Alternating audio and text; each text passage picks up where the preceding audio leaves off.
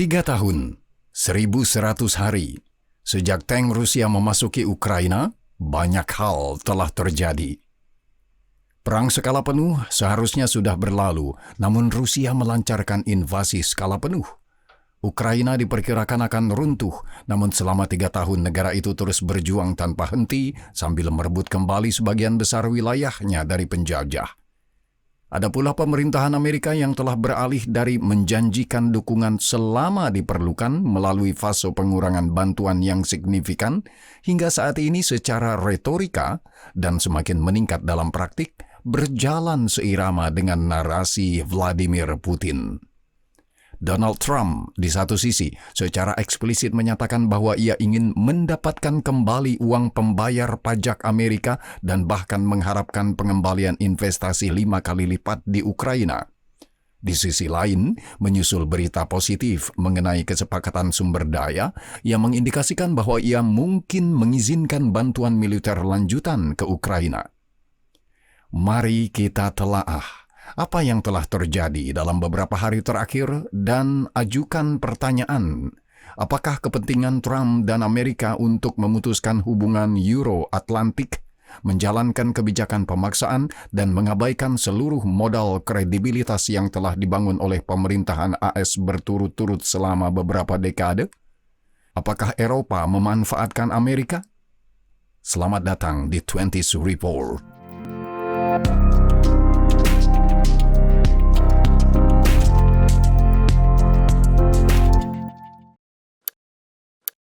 Beberapa minggu terakhir setelah pelantikan Donald Trump telah menjadi ajang informasi yang sangat menarik. Terakhir kali kita mulai dengan menyelenggarakan acara-acara penting. Mari kita lakukan hal yang sama sekarang.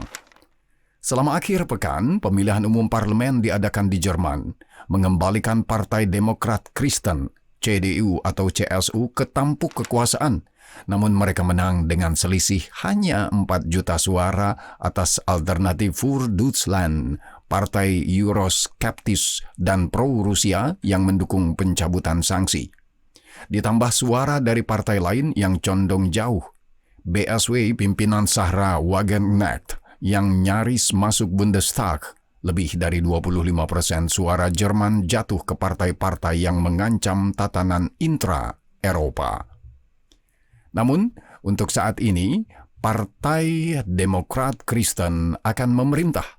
Dengan Friedrich Merz sebagai calon kanselir, kemungkinan besar dalam koalisi dengan SPD milik Olaf Scholz. Seluruh koalisi lampu lalu lintas, SPD, FPD, dan Partai Hijau mencatat hasil yang lebih buruk daripada pemilihan sebelumnya. Dengan AfD dan BSW secara kolektif memperoleh 15% suara dibandingkan dengan pemilihan terakhir. Calon kanselir Friedrich Merz dengan cepat menyampaikan nada yang mengkhawatirkan, mengumumkan bahwa Eropa harus mencari kemerdekaan dari AS sesegera mungkin dan bahwa NATO mungkin akan segera mati. Pandangan seperti itu dari kaum Demokrat Kristen yang biasanya terukur tidak diragukan lagi dipengaruhi oleh campur tangan pemerintah Amerika dalam pemilihan umum Jerman. Elon Musk berulang kali mendorong pemungutan suara untuk AfD di platform X. J.D. Vance melakukan hal yang sama beberapa hari sebelumnya, menyerang kaum liberal Jerman di Munich.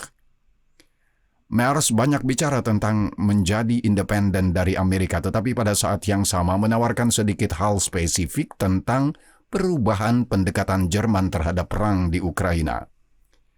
Ingat bahwa katalis utama Eropa untuk perang tersebut adalah Angela Merkel, pendahulu Merz yang memimpin duo CDU-CSU. Selain itu, SPD milik Scholz akan tetap menjadi bagian integral dari pemerintahan. Di sisi lain, perlu dicatat bahwa Merz berasal dari sayap partai yang lebih konservatif dan sering mengkritik mantan kanselir tersebut atas kebijakan termasuk pendekatan pintu terbukanya. Sementara Jerman sibuk dengan organisasi internal, Emmanuel Macron berupaya mengambil alih kepemimpinan Eropa dalam kontak Eropa dengan AS dengan mengunjungi Donald Trump. Dalam percakapan dengan Presiden AS, Macron dengan cekatan bermanuver berusaha untuk tidak menyinggung Trump sambil pada saat yang sama menegaskan posisi Prancis dan Eropa ketika situasi menghendakinya. Di satu sisi, Macron mengakui bahwa meskipun ia belum berbicara dengan Putin sejak pembantaian Bucha, konteksnya saat ini berbeda dengan ia siap untuk itu. Di sisi lain, ketika Trump mengisyaratkan bahwa Eropa hanya meminjamkan uang kepada Ukraina, Macron dengan cepat mengoreksi pernyataan orang Amerika itu dengan menyatakan bahwa Eropa membayar 60% dari total komitmen dan mendukung gagasan bahwa Ukraina harus dibayar terlebih dahulu secara implisit oleh Rusia. Ia sekaligus mengomunikasikan bahwa kesepakatan apapun tidak dapat berarti penyerahan Ukraina dan harus didukung oleh jaminan keamanan. Menariknya, ia mendukung Trump dengan mengatakan perdamaian dapat diharapkan bahkan dalam beberapa minggu mendatang. Meskipun ada masalah internal, Prancis saat ini memegang kartu terkuat di benua lama yang memperkuat kebijakan luar negeri Emmanuel Macron. Dilihat dari sisi lain, Prancis memiliki senjata militer dan nuklir terkuat di Eropa. Prancis memiliki sumber energi bersih yang andal, tenaga nuklir.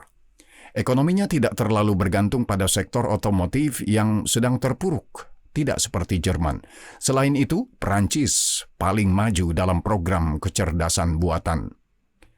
Tentu saja, fakta bahwa Prancis memiliki fondasi yang kuat tidak berarti bahwa kepemimpinan apapun di Eropa akan mudah.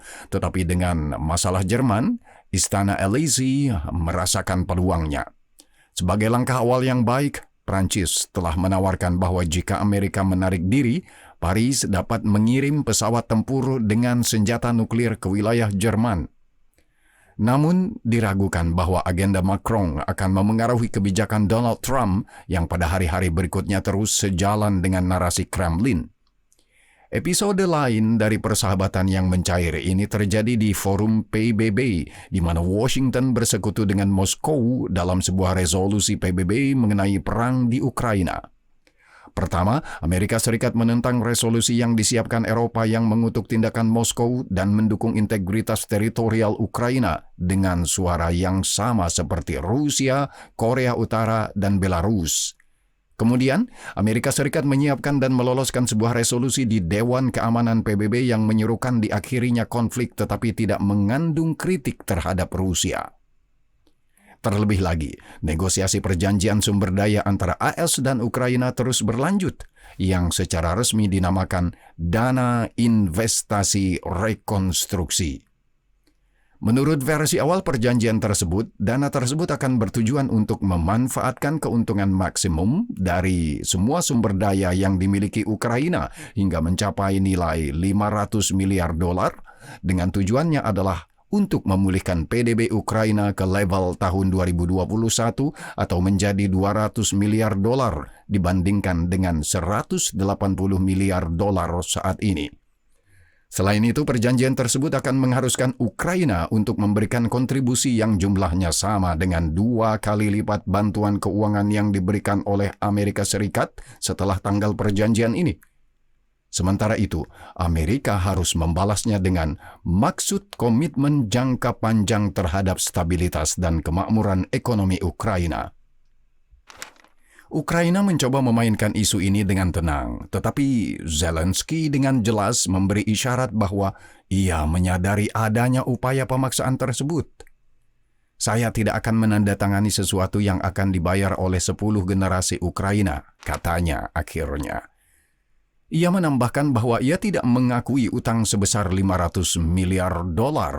Dukungan Amerika sejauh ini seperti yang ia sampaikan telah mencapai $100 miliar, seraya menambahkan bahwa ini bukanlah pinjaman tetapi hibah yang disetujui oleh pemerintahan Biden dan Kongres. Dan perundingan pun berlanjut. Financial Times akhirnya melaporkan bahwa Ukraina telah menyetujui kesepakatan yang direvisi. Bagaimana kesepakatan itu berubah?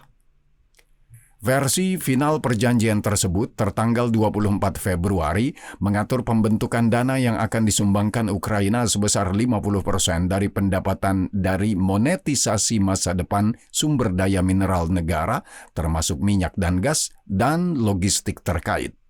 dana tersebut akan diinvestasikan dalam proyek-proyek di Ukraina. Lebih jauh, perjanjian tersebut tidak mencakup sumber daya mineral yang sudah masuk ke dalam anggaran negara Ukraina, yang berarti hal itu tidak akan memengaruhi operasi Naftogaz atau Ukrsnafta saat ini, produsen gas dan minyak terbesar di Ukraina. Akan tetapi, perjanjian tersebut sekali lagi tidak menyebutkan jaminan keamanan dari AS yang awalnya ditegaskan oleh Kiev. Perjanjian tersebut juga menyisakan masalah-masalah utama yang akan ditentukan dalam negosiasi mendatang, seperti besarnya saham Amerika dalam dana tersebut dan rincian mengenai perjanjian kepemilikan bersama, serta yurisdiksi mana yang akan menjadi tempat pengelolaannya. Kesepakatan itu mungkin akan ditandatangani paling cepat hari Jumat saat Volodymyr Zelensky mengunjungi AS. Ola Stefanizina, Wakil Perdana Menteri Ukraina dan Menteri Kehakiman yang memimpin negosiasi, menyatakan bahwa kesepakatan sumber daya itu hanyalah bagian dari gambaran yang lebih besar. Perjanjian tersebut juga perlu diratifikasi oleh Parlemen Ukraina, di mana pihak oposisi telah mengisyaratkan bahwa mereka akan menelitinya dengan sangat cermat. Uni Eropa juga dilaporkan menanggapi usulan Amerika dengan mengingatkan Kiev bahwa mereka memiliki perjanjian mineral penting dengan Uni Eropa. 21 dari 30 bahan penting yang dibutuhkan Eropa dapat disediakan oleh Ukraina dalam kemitraan yang saling menguntungkan, kata Komisaris Eropa untuk Strategi Industri Stepan Sejoun. Akhirnya, Rabu malam, pihak Ukraina mengonfirmasi bahwa perjanjian kerangka kerja yang signifikan akan ditandatangani pada hari Jumat oleh Zelensky dan Trump. Apakah ini sebuah terobosan?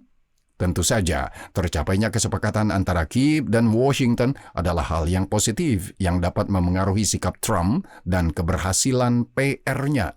Tetapi kesepakatan itu sendiri masih jauh dari implementasi. Dalam formatnya saat ini, kesepakatan itu lebih menyerupai nota kesepahaman awal tentang bagaimana Ukraina dan AS dapat berinvestasi di sektor sumber daya Ukraina di masa mendatang dan mengambil keuntungan darinya bersama-sama.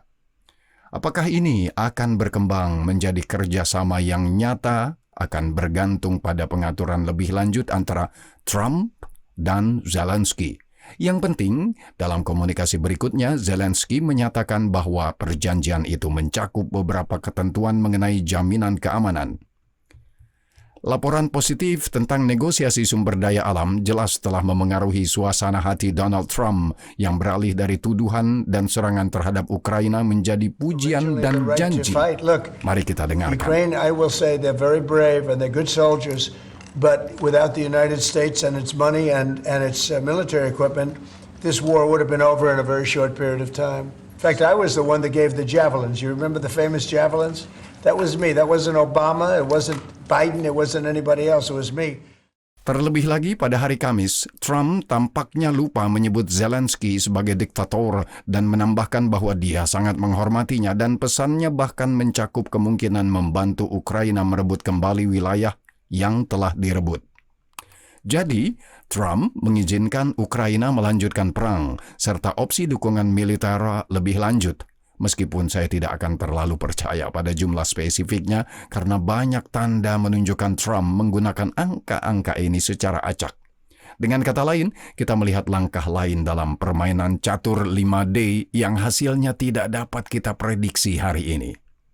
Namun, mari kita pertimbangkan skenario suram bagi dunia barat di mana Ukraina diserahkan kepada belas kasihan Rusia, sementara Amerika semakin memutus hubungan Atlantik dengan Eropa dan terus menghancurkan tatanan internasional saat ini. Kita harus ingat bahwa tesis semacam itu semakin sering muncul di kalangan komentator arus utama. Kita dapat menyebutkan artikel terbaru Martin Wolf untuk Financial Times. AS sekarang menjadi musuh Barat.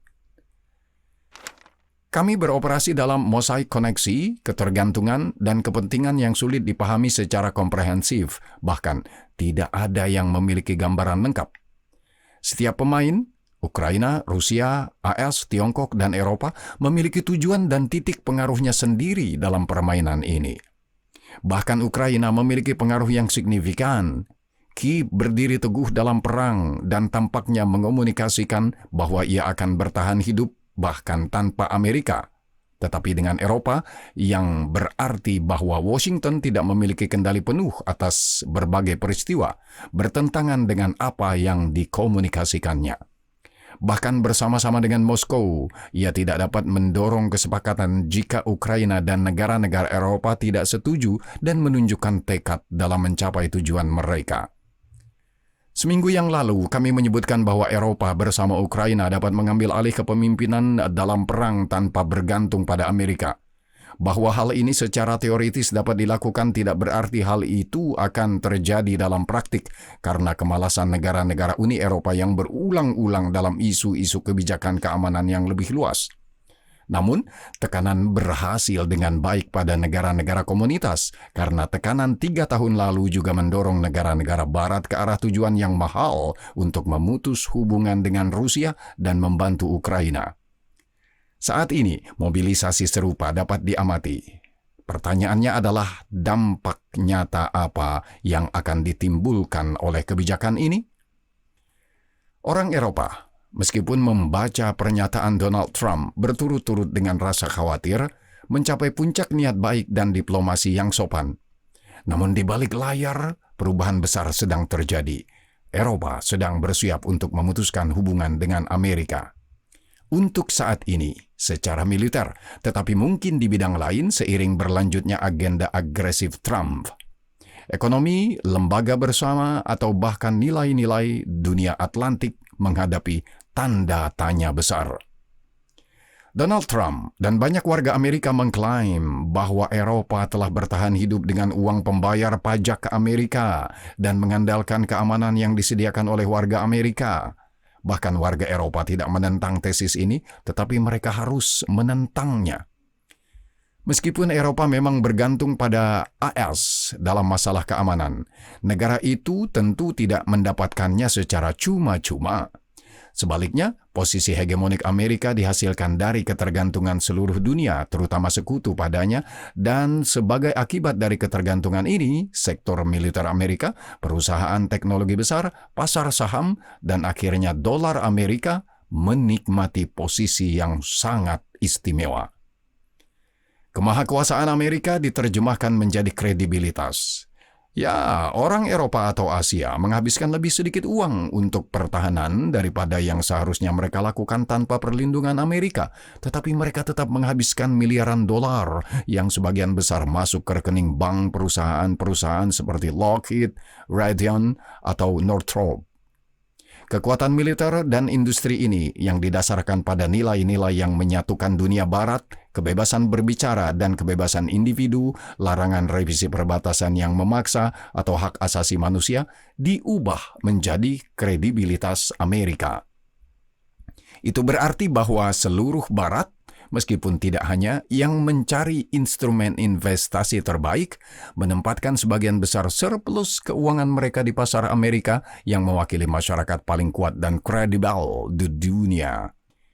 Uang hampir membanjiri pasar saham Amerika. Sepanjang sejarah modern yang membawa indeks S&P 500 ke pertumbuhan berkelanjutan dan tanpa gangguan yang jauh melampaui potensi yang ditawarkan hanya oleh 350 juta orang Amerika. Kelebihan pasokan modal ini menemukan jalan keluarnya di sektor modal Ventura yang sedang berkembang pesat, yang membentuk fondasi, inovasi, dan keunggulan Amerika dalam teknologi besar dan teknologi tinggi seperti AI dan semikonduktor. Terakhir, kita memiliki dolar yang kuat, yang didasarkan pada fundamental yang sama, yang memberi orang Amerika kemampuan untuk menanggung utang yang biasanya didistribusikan ke seluruh dunia. Oleh karena itu, kebijakan globalis dan unipolar Washington bukanlah misi amal untuk kepentingan seluruh dunia yang tidak dapat mengelola dirinya sendiri tanpa Paman Sam. Itu adalah tindakan yang disengaja yang bertujuan untuk mengambil alih kendali semua penghubung daya dunia dan kemudian memodernisasi sistem ini sehingga pada akhirnya sebagian besar keuntungan akan mengalir ke Amerika. Dunia memberi penghormatan kepada Amerika, hanya saja tidak ada yang membicarakannya secara langsung. penghormatan yang jauh lebih besar daripada yang dituntut Trump dari Ukraina. Seorang teknisi listrik yang bekerja di Ukraina memperoleh penghasilan $500, di Polandia $1.500, di Jerman $3.000, dan di Amerika Serikat $7.000. Masing-masing melakukan pekerjaan yang sama dan mendedikasikan jumlah jam kerja yang sama. Semuanya memiliki kompetensi yang sebanding. Dari mana perbedaan upah itu berasal? Nah, hal itu berasal dari berbagai jenis keunggulan yang dimiliki pasar asalnya dibandingkan pasar dunia dan merupakan kumpulan dari ribuan elemen yang berbeda. Tentu saja, harga juga lebih tinggi, tetapi daya beli dan agensi masih tetap berada di pihak yang terkuat.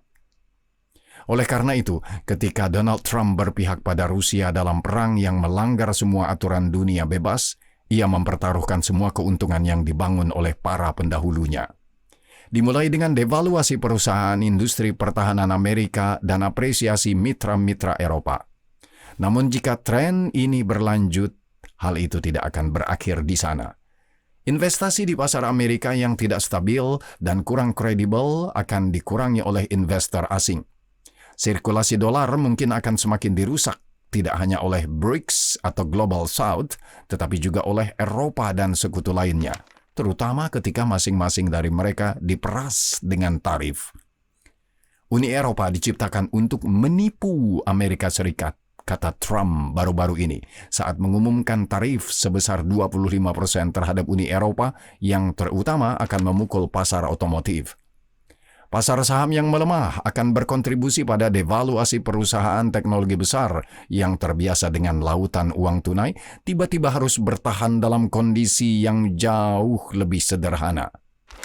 Mari kita ingat bahwa perusahaan teknologi besar Amerika telah sepenuhnya merambah Eropa. Jadi, jika keterasingan Amerika berlanjut, Eropa akan memiliki motivasi yang semakin besar, termasuk sosial, untuk mengganti perusahaan teknologi besar Amerika dengan perusahaannya sendiri. Cloning Facebook, X, Instagram, atau bahkan YouTube untuk Eropa akan menjadi hal yang sangat mudah.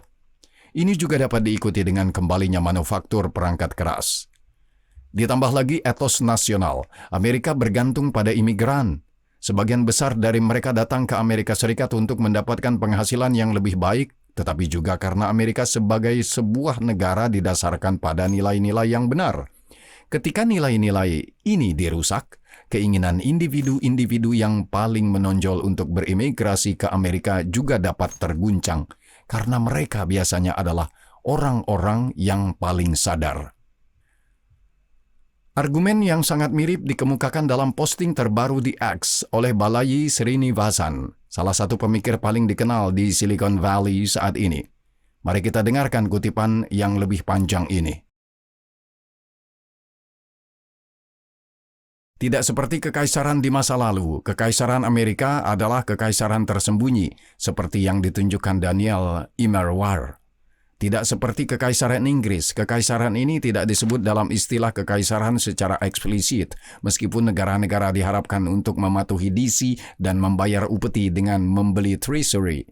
Bagaimanapun percakapan ini rumit, karena jika Anda mengatakan kekaisaran, orang-orang langsung berasumsi Anda mengatakan kekaisaran itu buruk. Namun kekaisaran tidak selalu buruk. Terkadang kekaisaran hampir seperti pembelaan diri. Karena kekuasaan membenci kekosongan, dan jika Anda memutuskan untuk tidak bermain untuk mendominasi dunia, Anda mungkin akan didominasi oleh orang yang melakukannya. Dan itulah logika kekaisaran. Hal ini dipahami beberapa generasi lalu, namun saat ini baik pihak kiri maupun kanan tidak sepenuhnya menghargai apa yang diperlukan untuk membangun kekaisaran Amerika. Mereka hanya mewarisinya, mereka tidak memahaminya. Di antara hal-hal lainnya, pihak kiri ekstrim tidak menyadari bahwa hal itu memerlukan kapitalisme dan perdagangan. Pihak kanan nasionalis tidak menyadari bahwa hal itu memerlukan demokrasi dan sekutu. Menggabungkan ini adalah satu-satunya cara untuk membangun serikat dagang global yang beranggotakan miliaran orang yang menopang dolar Amerika Serikat. Anda tidak dapat melakukannya hanya dengan 77 juta pemilih Trump atau 75 juta Demokrat saja. Anda membutuhkan mitra dagang untuk membutuhkan sekutu. Jika tidak, ketika Anda mencetak $6 triliun seperti yang dilakukan AS dari tahun 2020 hingga 2022, uang itu tidak akan dibagikan kepada 6 miliar orang di seluruh dunia, tetapi hanya kepada 330 juta orang Amerika. Karena inflasi adalah perpajakan, itu berarti penurunan 95% dalam basis pajak efektif. Anda beralih dari mencetak $1.000 per orang menjadi $20.000 per orang dengan semua konsekuensi yang jelas. Dengan kata lain, permainan Donald Trump terutama membawa bahaya besar bagi status Amerika dan kemakmuran rakyat Amerika yang lahir dari kemenangan dalam Perang Dunia Kedua dan perjanjian Bretton Woods. Tentu saja ini tidak berarti bahwa Amerika akan jatuh. Jauh dari itu, Amerika akan berhasil bahkan ketika menjadi sepenuhnya autarki dan menutup diri dari dunia, memiliki semua yang dibutuhkan untuk berfungsi secara independen. Namun, kemudian akan menjadi lebih miskin dan kurang berpengaruh yang tidak sesuai dengan kepentingan Washington. Inilah tepatnya mengapa narasi tentang Eropa yang menumpang adalah salah dan tidak mencakup konsekuensi tingkat kedua, ketiga, atau keempat. Posisi hegemonik Amerika Serikat telah membawa hak istimewa yang sangat besar bagi banyak elemen kunci kenegaraan mereka. Disorientasi dan pelucutan senjata Eropa menguntungkan Rusia, tetapi dari perspektif strategi besar juga menguntungkan Amerika karena dapat menembus Eropa secara teknologi dan membuatnya bergantung dalam hal keamanan dan dengan demikian strategi. Setelah beberapa dekade saling ketergantungan seperti itu, kedua belah pihak sampai pada kesimpulan bahwa pengaturan seperti itu cocok untuk mereka. Namun, itu lebih buruk dan lebih berbahaya, bukan bagi Amerika, tetapi bagi Eropa. Itulah sebabnya mobilisasi saat ini terutama melayani Eropa. Secara paradoks, orang dapat berterima kasih kepada Donald Trump untuk itu. Namun, menjalin persahabatan dengan Rusia dan menerapkan pemaksaan ekonomi yang setara dengan ganti rugi perang terhadap korban perang merupakan tindakan yang sama sekali berbeda. Dan dampaknya mungkin berlawanan dengan yang dimaksudkan.